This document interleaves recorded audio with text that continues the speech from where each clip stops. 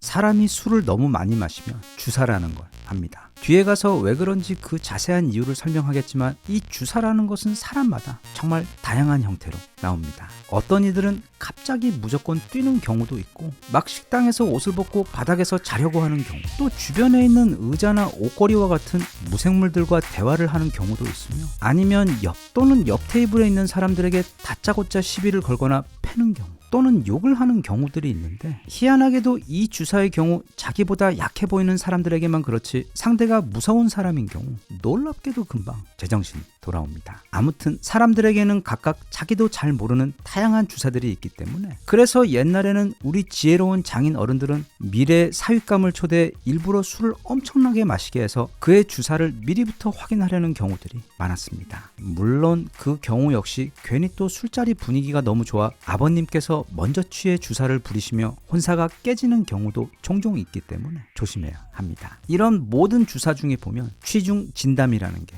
있습니다. 술에 취해 마음속에 있는 진심이 나오는 경우인데, 여기에는 과학적인 그리고 매우 흥미로운 정신 분석학적인 이유가 있습니다. 다들 아시겠지만 근대 의학계에서 이 무의식이라는 걸 최초로 발견한 사람은 바로 프로이트입니다. 프로이트는 1856년생 오스트리아의 정신분석학자이며 과학계 또는 의학계 최초로 우리 인간이 가진 그 거대하고 신비한 무의식의 세계에 대해 발견하고 그걸 체계적으로 정리를 한 사람입니다. 여기 빙산이 보입니다. 저기 물 위로 보이는 아주 작은 부분이 우리의 의식입니다. 그런데 저 물 밑에는 저 물 위 부분보다 작게는 수백 배, 의견에 따라서는 수천, 수만 배나 더 큰 또 다른 의식의 세계가 존재하는데, 그게 바로 무의식입니다. 그리고 우리 인간의 생각이나 감정, 그 외 여러 가지 판단의 최대 약 95% 이상은 놀랍게도 이 무의식에 기초하고 있다고 현대 정신의학계는 결론 내리고 있을 정도로 우리에게 이 무의식은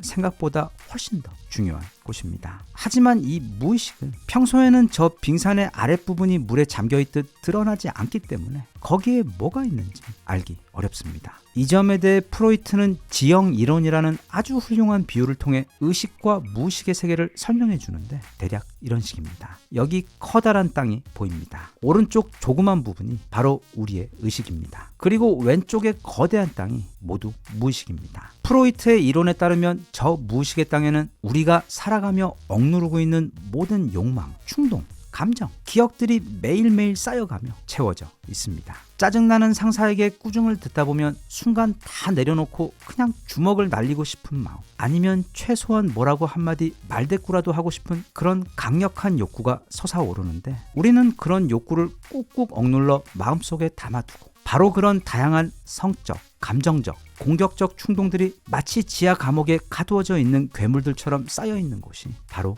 무의식입니다. 평소에 이런 게 우리의 의식 세계로 함부로 나오게 되면 뭐 말할 필요도 없이 아주 커다란 문제가 생깁니다. 그래서 무의식과 의식의 경계선에는 매우 엄격하고 무서운 경비병들이 서서 늘 무의식의 충동과 욕구들이 의식의 세계로 넘어오지 못하도록 막고 있는데, 우리가 술을 너무 많이 먹으면 그때는 마치 그 경비병들도 술에 취한 것처럼 경비가 허술해져서 바로 그때 우리 무의식 속에 숨어있던 그 괴물들이 이때다 하고 다들 세상 밖으로 나오는 것입니다. 그게 바로 그 다양한 형태들의 주사이며 또 취중 진담입니다. 물론 무의식에 쌓여있는 것들이 전부 다 위험하고 나쁜 것들만 있는 건 아니지만, 기본적으로 프로이트의 이론에 따르면 사회적으로 허락되지 않아 그걸 표현하거나 행동으로 옮길 수 없어 억압된 욕망, 감정, 생각들이 그 무의식의 주를 이룬다고 보고 있기 때문에, 그래서 건강한 정신 상태를 가진 사람들은 어떤 형태로든, 그리고 주기적으로 마치 자주 집안을 청소하고 휴지통을 비워주는 것처럼 자기 무의식 속에 억눌려 있는 다양한 욕구와 충동들을 표현해주고 해소시켜 주어야 한다는 게 프로이트 정신학에서 말하는 기본적인 치료 방법이고, 또 그래서 그런 방편의 하나로 정신과 의사들은 가장 먼저 엄청나게 편안한 의자에 환자들을 눕혀놓아 편안하게 해준 다음 그들이 자기가 하고 싶은 이야기를 마음껏 할 수 있도록 유도하고 그 이야기를 모두 들어주는 것으로서 커다란 치유의 효과를 올리는 것입니다. 자, 그럼 건강한 정신이란 무엇인지 궁금해집니다. 프로이트는 인간의 정신을 크게 세 부분으로 구분하고 있습니다. 이드, 초자아, 그리고 자아입니다. 이게 명칭이 좀 어렵긴 한데 쉽게 풀어 이해하면 대략 이렇습니다. 이드는 우리 안의 욕망 덩어리입니다. 마치 어린 아기처럼 바라는 것만 있고 논리적 사고도 안 되며 자기밖에 모릅니다. 반대로 초자아는 부모 또는 아버지 같은 부분으로 도덕과 윤리 또 옳고 그름의 기준을 가지고 있는 엄격한 부분입니다. 그리고 마지막으로 이 자아가 바로 우리의 진짜 모습입니다. 그 단순한 욕망덩어리 이드와 엄격한 초자아 사이에서 마치 중재자처럼 적당한 밸런스를 타협하며 삶을 살아가는 우리의 모습입니다. 그러니까 툭하면 자기 성질을 이기지 못해 남에게 주먹을 던져 크게 문제가 되는 이들이나 늘 바람을 피는 사람들 또는 도박 같은 것에 중독되어 고생하는 사람들의 경우 초자아보다 이드가 훨씬 더 강해서 자기 삶이 제대로 통제가 되지 않고 있는 경우입니다. 반대로 그 초자아가 너무 지나치게 엄격해서 마치 무슨 수도승처럼 이들을 너무 억누르게 되면 앞서 본 것처럼 그런 사람들의 무의식 속에는 그렇게 억눌린 욕구나 감정들이 너무도 많이 쌓이게 돼요. 마치 가스가 터질 정도로 꽉 찬 방처럼 언젠가 그 무의식과 의식 사이 경비병들이 허술해지는 순간이 오면 사고가 터질 수도 있는 위험이 있습니다. 즉 그 사이에서 중재하는 자아가 잘 균형을 잡아야 하는데 그런 자아를 우리는 자기 철학이나 가치관 등과 같은 이름으로 부릅니다. 그런데 한 가지 정말 좋은 소식은 이 자아는 한번 정해져서 평생 가는 게 아니라 우리의 경험이나 공부에 따라서 또는 의지에 따라 평생 동안 계속 발전하고 나아질 수 있다는 점입니다. 자신에 대해 그리고 세상에 대해 더 많이 공부하고 또 반추해보며 사색할수록 더 성숙해지고 안정적인 자아를 갖게 되어 내 감정이나 사고에 대해 더 큰 통제력을 가지게 될 수 있다는 뜻입니다. 지금 하고 있는 이 프로이트 이야기는 제가 약 15년 전에 읽었던 어쩌면 국내 나온 거의 모든 심리학 책들 가운데 가장 즐겁게 읽었던 책인 프로이트의 의자에 소개되어 있는 내용의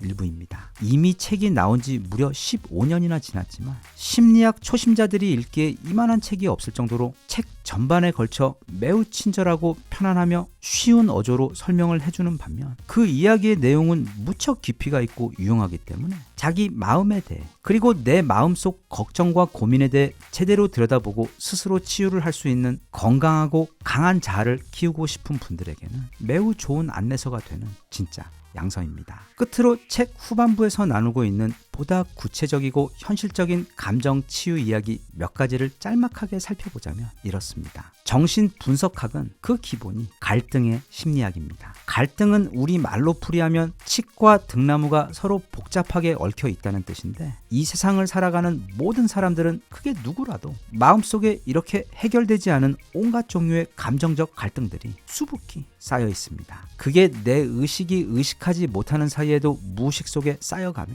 우울함이나 불안감 또는 만성적인 공포심 등과 같은 마음의 스트레스를 만들어내는 것입니다. 이런 다양한 갈등을 자신에게 맞는 방법을 찾아 자주 잘 풀어주어야 편안하고 행복한 삶이 가능합니다. 예를 들면 불안의 경우 우리 현대인들이 겪고 있는 가장 흔한 증상인데 불안의 라틴어 어원은 엥게레로 풀이하면 목을 조르다라는 뜻입니다. 실제로 불안하면 목이 탁 막히면서 어떤 질식감 비슷한 것이 느껴집니다. 그리고 걱정의 경우 역시 심지어 그게 아무런 육체적 활동도 없이 그저 자기 침대 위에 누워 하는 걱정의 경우라도 실제로는 우리 몸으로 하여금 엄청난 양의 에너지를 쓰게 만듭니다. 그런데 그 걱정이라는 것은 마치 자동차가 제자리에서 계속 공회전을 하고 있는 것처럼 하면 할수록 더 힘만 들 뿐이고 문제 해결에는 별로 도움이 되지 않으며 또 그 걱정을 하는 동안에도 몹시 고통스럽습니다. 여기서 방법은 요가의 한 방법인 윗바사나 즉 제3자의 입장에서 나를 객관적으로 바라보는 것을 해보는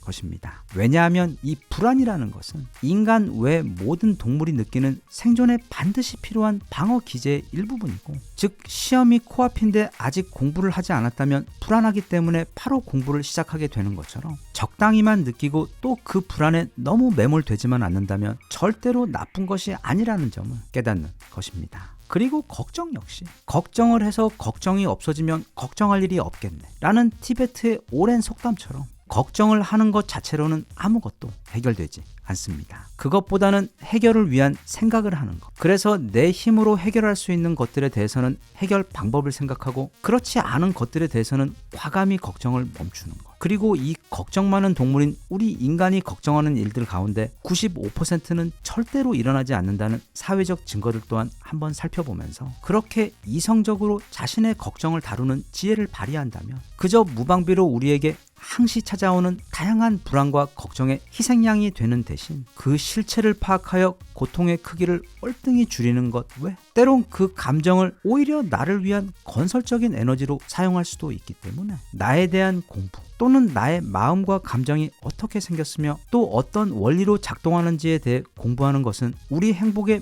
매우 도움이 되는 유익한 공부가 아닐까 싶어. 우리는 남하고도 잘 지내야 하지만 그것보다는 우선 나하고 잘 지내는 방법을 아는 것이 훨씬 더 중요하기 때문에 언젠가 시간이 되시며 편안한 마음으로 이 프로이트 의자에 앉아 자신에 대해 좀 더 알아보는 소중한 시간을 가질 수 있었으면 좋겠습니다.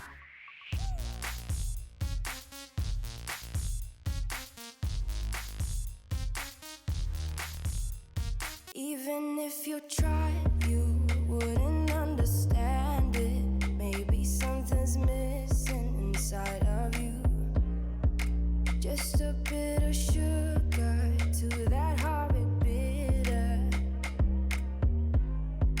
Maybe